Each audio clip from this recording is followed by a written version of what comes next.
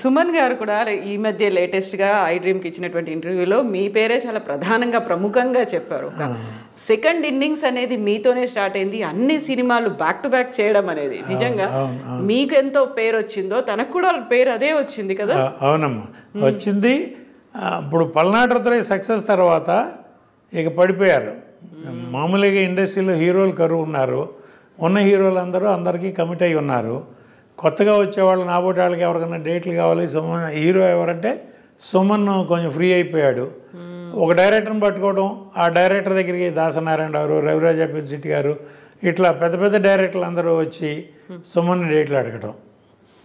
సుమన్ నన్ను అడిగేవాడు, నేను మీ బ్యానర్లో వరుసనే చేస్తాను, బ్యాక్ టు బ్యాక్ చేస్తున్నాను, ఏం చేద్దామంటే నా హీరో ఎంత పెరిగితే నేను అంత పెరిగినట్టు, నువ్వు చెయ్యి, వాళ్ళు ఎవరెవరు పెద్ద డైరెక్టర్లు నీకు ఆఫర్ ఇచ్చారో అవన్నీ చెయ్యి, నేను అంతకైతే వేరే ఇంకో హీరోని పెట్టి వేరే బ్యానర్ పెట్టి నేను చిన్న సినిమాలు తీసుకుంటా, నా కోసం నువ్వు నీ కెరీర్ డిస్టర్బ్ చేసుకోవద్దు, నువ్వు ఎంత ఎదిగితే నాకు అంత మంచిది, నువ్వు చేస్తూ ఉండనేవాడిని. మధ్యలో నేను ఇక పోలీస్ భార్య, పందిరి మాంసం, జగపతి బాబుని ఇంట్రడ్యూస్ చేశాను. వాళ్ళ నాన్నగారి తర్వాత రెండో సినిమా నాదే.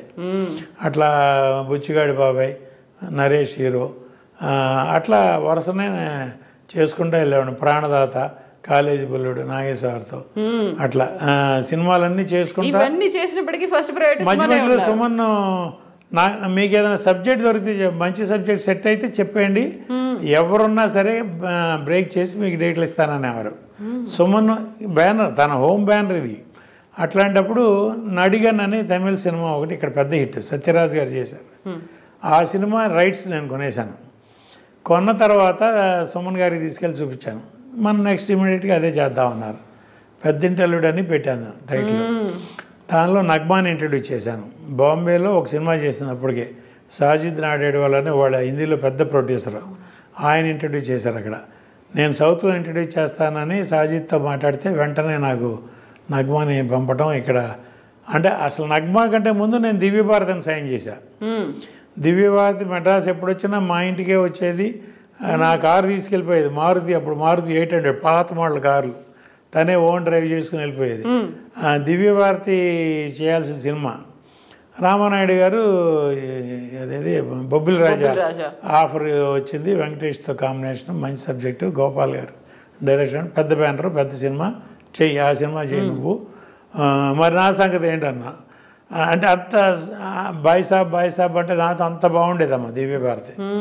మరి నేను ఎవరి దగ్గరికి వెళ్ళను, నేనేం చేయను, నాకు సొమ్మను డైరెక్టర్, నాకు ప్రాజెక్ట్ సెట్ అయిపోయింది, హీరోయిన్ లేదు, నేనేం చేయనంటే నా ఫ్రెండ్ ఉంది, నేనెంతో అంతే అని చెప్పి నగ్మాన్ పిలిపించింది. తనే పిలిపించింది. దివ్యభారతి ఇంట్రడ్యూస్ చేసి నాకు చెప్తే శరత్ నేను అందరం ఓకే అనుకుని ప్రొసీడ్ అయ్యాం. నగ్మాన్ ఇంట్రడ్యూస్ చేసినాక నగ్మాన్ నాకే దొరకలే తర్వాత. అట్లా అందరూ టాప్ హీరోలతో చేసి ఆ సినిమా రన్నింగ్ నేను అనౌన్స్ చేశానమ్మా. నడిగన్ రైట్స్ కొన్నాను, సుమన్ గారు, నగ్మా, శరత్ డైరెక్షన్ అని అనౌన్స్ చేశాను. మోహన్ బాబు గారిది అప్పుడు అల్లుడు గారు సిల్వర్ జూబ్లీ ఫంక్షన్ ఇక్కడ పామ్ గ్రో హోటల్లో సిల్వర్ జూబ్లీ ఫంక్షన్ చేస్తున్నారు.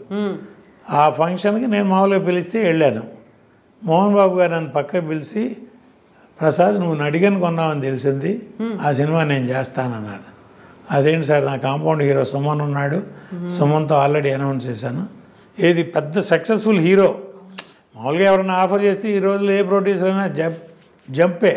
అట్లాంటి పరిస్థితిలో మోహన్ బాబు గారు ఆఫర్ ఇవ్వటం అంటే నాకు గారి నేతిలో పట్టే అన్నట్టు అయ్యేది కదా. కాదు సార్, నేను సుమన్తో అనౌన్స్ చేశాను, సారీ సార్ అన్న. నువ్వు సుమన్తోనే ఈ ప్రసాద్, నేనెవరు వద్దన్నారు, ఆ గౌండ్రమణి వేసాడు చూడు, ఆ క్యారెక్టర్ నేను వేస్తాను. ఆ క్యారెక్టర్కి నేను బ్రహ్మానందం గారు అనుకున్నా, కామెడీ క్యారెక్టర్, ఆ క్యారెక్టర్ నేను వేస్తాను, నాకు నచ్చింది, హీరోతో పాటు ప్యారలల్గా వెళ్ళే క్యారెక్టరు నాకు నచ్చింది, నేను చేస్తాను, నీకు ఓకే అయితే నాకు ఓకే అన్న. ఇంకా ఓకే అయ్యండి సార్, మీరు అల్లుడు గారు సిల్వర్ జూబ్లీ ఫంక్షన్ తర్వాత నాకు చేస్తానంటే రెడీ అన్నా. ఆ క్యారెక్టర్ చేసాం. ఇక్కడ తమిళ్లో మనోరమ చేసిన క్యారెక్టర్ ఎవరు చేయాలని కొన్నాళ్ళు చాలా పేర్లు అనుకున్నాం. ఆఖరి శరత్తే చెప్పాడు, వాణిశ్రీ గారిని అడగరాదు, నీకు పరిచయం ఉంది కదా. నేను డిస్ట్రిబ్యూటర్గా ఉన్నప్పుడు లక్ష్మీ ఫిలిమ్స్ బాగా పరిచయం అమ్మ. ఆవిడ దగ్గరికి వెళ్ళి అడిగి ఒరిజినల్ సినిమా చూపించి ఆ మనోరమ క్యారెక్టర్ మీరు చేయాలనంటే ఆవిడకి నచ్చి ఆవిడ ఒప్పుకుంది. ఆవిడకి కంబ్యాక్. సుమన్ నాకు ఫస్ట్ పిక్చర్ కంబ్యాక్, పెద్దింటి అల్లుడు వాణిశ్రీ గారికి comeback after big gap. Nagma introduction, Sarath, Mohan Babu గారు యాడెడ్ అట్రాక్షను, ఇక మల్టీ స్టారర్ లెవెల్ అయిపోయింది అది ఆఖరికి. మొత్తం మీద సినిమా చేసాం, పెద్ద హిట్. అది సిల్వర్ జూబ్లీ ఫంక్షన్ చేసాం. ఇక్కడ నేను చెప్పాల్సింది ఏంటంటే అమ్మ, ఇవాళ ఒక హీరో ఏదైనా సినిమా చేస్తున్నాడంటే ఆ హీరో సినిమాలో ఇంకో హీరో వచ్చి ఒక క్యారెక్టరో ఒక విలన్ ఒక కమెడియన్ చేస్తున్నారా? అప్పుడు ఆ రోజుల్లో నాగేశ్వర సినిమాలో రామారావు చేసేవారు, రామారావు సినిమాలో నాగేశ్వర చేసేవారు, వాళ్ళిద్దరు సినిమాల్లో సోమబాబు గారు చేసేవారు, కాంతారావు చేసేవారు. ఇప్పుడు అసలు వాళ్ళ క్యారెక్టర్ ఏంటి ఇదేంటి అని చూసేవాళ్ళు. రామారావు ఎంత గ్రేట్ అమ్మ, రక్త సంబంధం లాంటి టైటిల్స్లో ఆయన సినిమా చేశాడు. నిరుపేద, రాజు పేద, ఇట్లాంటి కథల్లో సినిమాలు టైటిల్స్గా పెట్టి సినిమాలు చేశారు. వాళ్ళ మీద వాళ్ళకి నమ్మకం ఆ రోజుల్లో హీరోలు.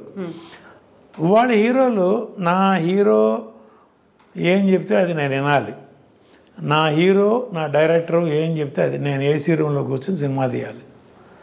నేను సెట్లోకి వెళ్ళకూడదు, రామానాయుడు గారిలాగా ట్రాలీ తోయకూడదు, క్రేన్ ఎత్తకూడదు.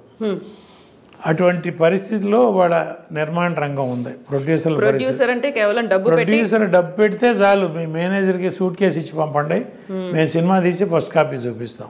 అంటే సార్ ఇక్కడ ఒక చిన్నది ఏంటంటే 24 క్రాఫ్ట్స్ అనేది చూసుకోవడానికి, లేకుంటే అది వాటి మీద పట్టు అనేది, ఎక్కడ ఎవరెవరు సూట్ అవుతారు, దేనికి ఏది బాగా పండాలి, ఇవన్నీ చూసుకునేది ఒక కెప్టెన్ లాంటి డైరెక్టర్ కదా, డైరెక్టర్కి వదిలేస్తే అయిపోతుంది. అలా ఇప్పుడు నేను చేసే రోజుల్లో నేనే కాదమ్మా, నా ముందు తరం కానీ నా బ్యాచ్లో ప్రొడ్యూసర్లు కానీ ముందు సబ్జెక్ట్ ఫైనలైజ్ చేసుకునేవాళ్ళం, దాని తగ్గట్టు డైరెక్టరు, దానికి తగ్గట్టు క్యాస్టింగ్, సినిమా తీసేవాళ్ళం. అప్పుడు నేను సగం పెడితే నా డిస్ట్రిబ్యూటర్లు సగం పెట్టేవాళ్ళు. డిస్ట్రిబ్యూటర్లు అండర్ ప్రొడక్షన్లోనే కమిట్ అయ్యేవాళ్ళు, అడ్వాన్స్ ఇచ్చేవాళ్ళు. వాళ్ళకి షెడ్యూల్కి రష్ చేసి చూపించేవాళ్ళం. మేము మీరు ఇచ్చిన డబ్బుతో మేము ఈ సినిమా తీసాం, ఇంత లెంత్ వచ్చింది, ఇదిగో సినిమా అని డిస్ట్రిబ్యూటర్లకి రష్ చేసి చూపించేవాళ్ళం అమ్మ.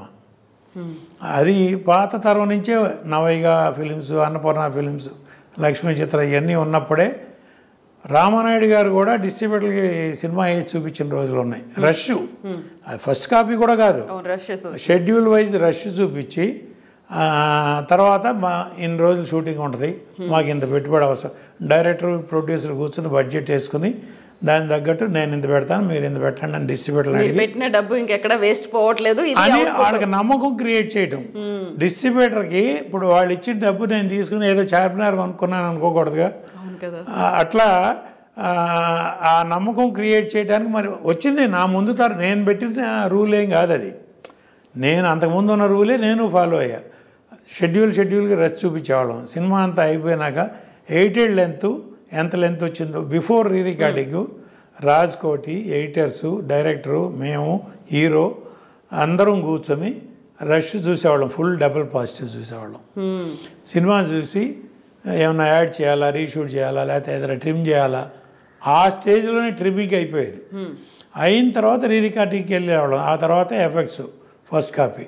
వాడు అసలు డైరెక్టర్ ఏం చేస్తున్నాడో, ఏం తీస్తున్నాడో, ఎక్కడ తీస్తున్నాడో, ఆ సినిమా ప్రొడక్షన్ ఎగ్జిక్యూటివ్ ఈపీ అంటారు ఇప్పుడు కొత్తగా. ప్రొడ్యూసర్ అయినా పెద్ద వీపీ, ఆయన ఒక ఈపీ, ఆయన పెట్టి సినిమా తీయాలి. ఇప్పుడు ఆ సినిమా ఎంత ఖర్చు అయిందో తెలియదు, ఎంత నా సినిమా మీకు ఎంత బడ్జెట్లో తీస్తారనేది బడ్జెట్ అడగకూడదు డైరెక్టర్ని, కొంతమంది పెద్ద డైరెక్టర్ని. ఆయనకి కార్పొరేట్ పర్మిషన్ ఇవ్వాలి. ఆయన ఏం తీసిస్తాడో అది మన అదృష్టం, మహాప్రసాదం. ఒక కథ ఉందా లేదా, ఏం కథ తీస్తున్నాడు లేదు. ఒక డైరెక్టర్ వెళ్ళి ఒక హీరోకి కథ చెప్తాడమ్మా, హీరో ఓకే అంటాడు, వాళ్ళిద్దరూ కలిసి ప్రొడ్యూసర్ని పిక్ చేస్తున్నారు. ఇప్పుడు ప్రొడ్యూసర్ వెళ్ళి హీరోకి లేకపోతే డైరెక్టర్కి అది పోయింది. మా కథ ఇక్కడ రివర్స్ టెండరింగ్. రివర్స్ టెండరింగ్లో డైరెక్టర్ వెళ్ళి హీరోకి కథ చెప్తే